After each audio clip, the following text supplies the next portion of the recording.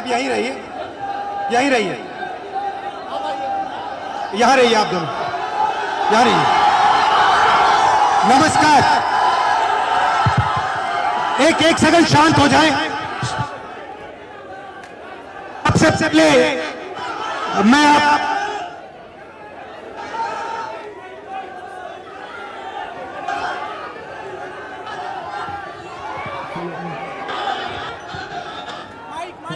We need the mic.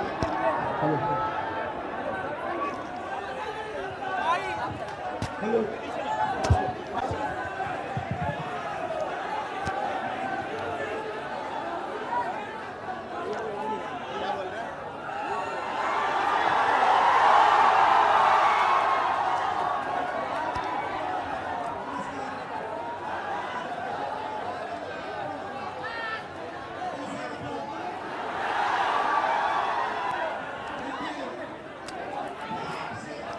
आप लोग सब लोग जाइए, इसके साथ में ऑफिशियल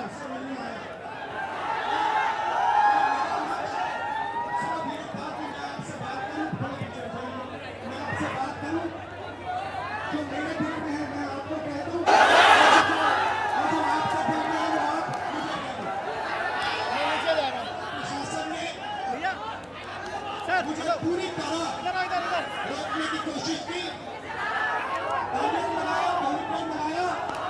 और मैं पीछे के रास्ते से आपके यहां आ गया। देखिए, दलित, पिछड़ा वर्ग, अति पिछड़ा वर्ग, आदिवासी वर्ग, आपके खिलाफ इस देश में 24 घंटा अत्याचार होता है। आपको दबाया जाता है, आपको शिक्षा के सिस्टम में रोका जाता है, आपके खिलाफ पेपर लीक किया जाता है और आपके करियर को रोकने के लिए, खत्म करने के लिए किया जाता है। हमने 3 मांगे की हैं। सबसे पहले जाति जनगणना, सही तरीके का जाति जनगणना जो हमने तेलंगाना में किया।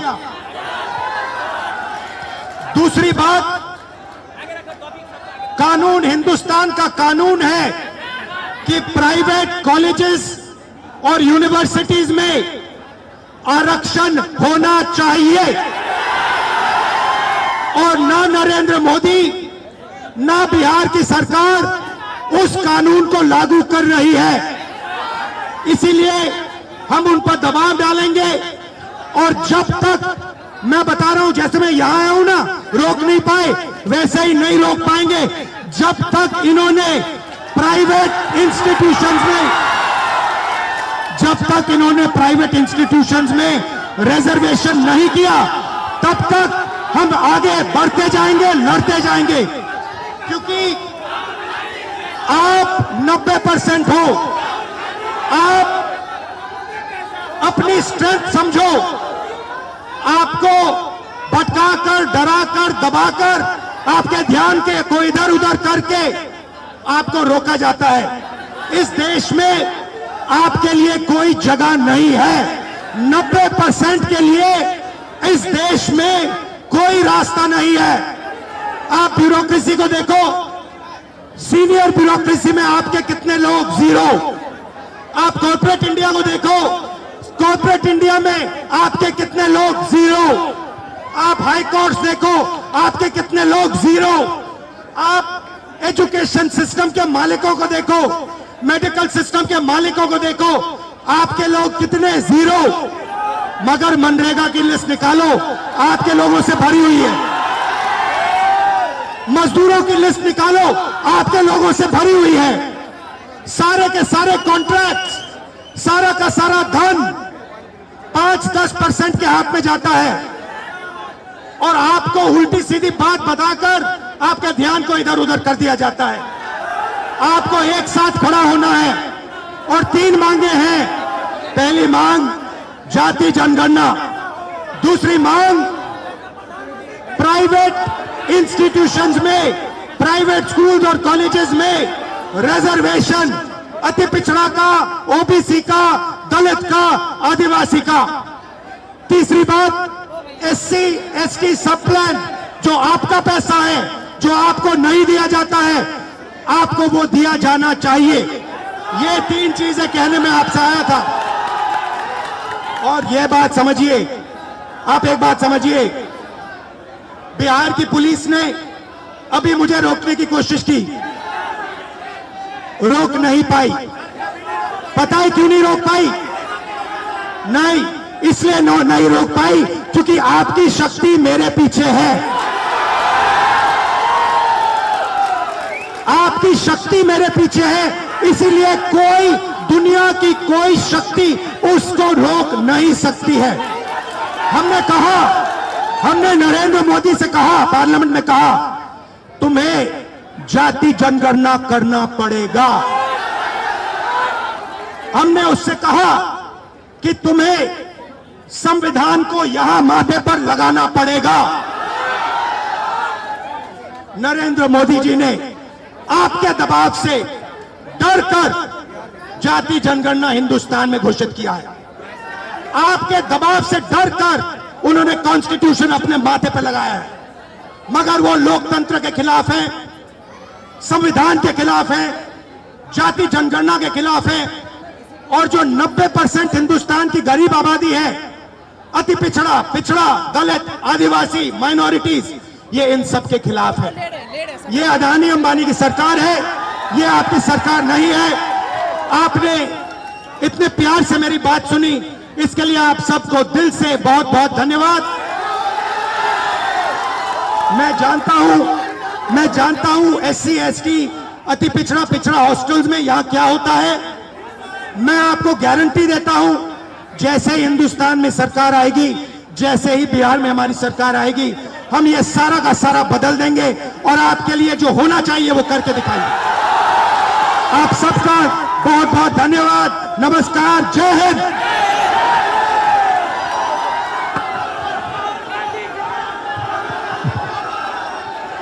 जय भीम, जय भीम, जय भीम। Thank you. जय भीम, और ताकत से जय भीम। नमो बुद्धाय। जय भीम, जय भीम।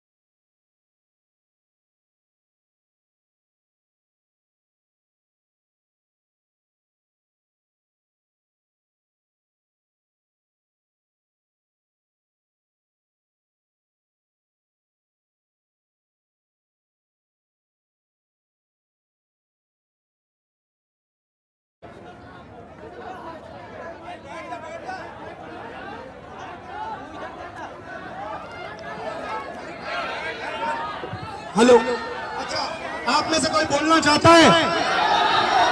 आ जाओ, आ जाओ।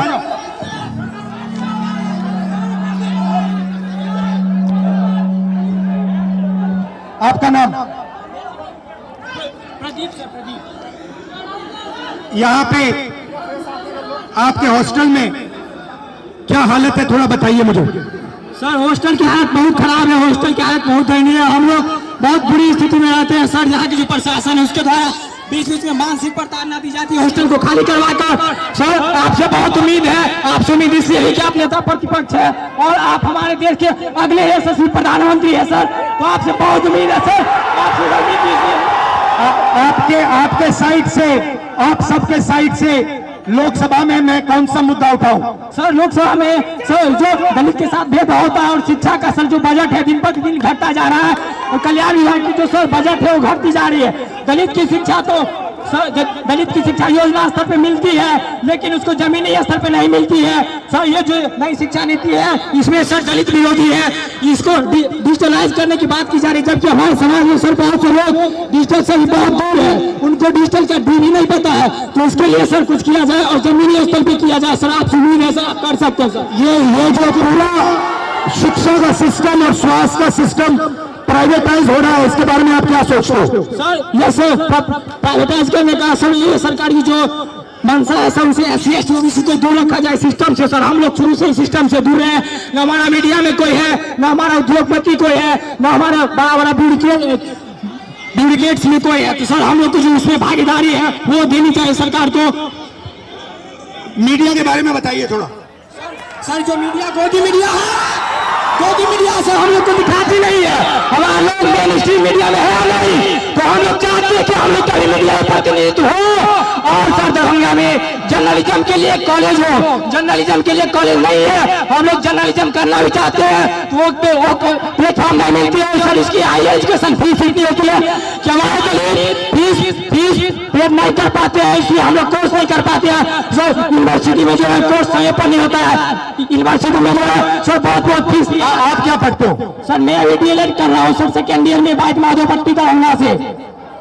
कैसा चल रहा है? सर DLED तो ठीक चल रहा है, लेकिन सर आगामी TRE 4 है जिसमें 23-25 वालों को मौका मिले, इसके लिए भी हम लोग प्रोटेस्ट किए हैं, सर कर रहे हैं। सर और माता पिता क्या करते हैं? भाई बहन कितने हैं? सर मेरे माता पिता सर, मम्मी तो गृहिणी है, पापा एक मामूली ड्राइवर है सर।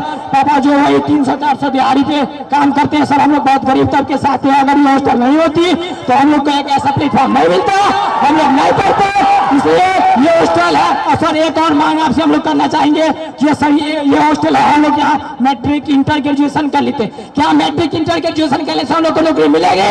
नहीं मिलेगी। तो कंपटीशन के लिए छात्रावास होना चाहिए, PG छात्रावास दलितों के लिए होना चाहिए, जिससे कि हम लोग आगे की पढ़ाई कर सके और देश के विकास में अपना योगदान दे सके। सर भाई बहन और पापा मामा से मेरी नमस्ते कर देना। Thank you brother.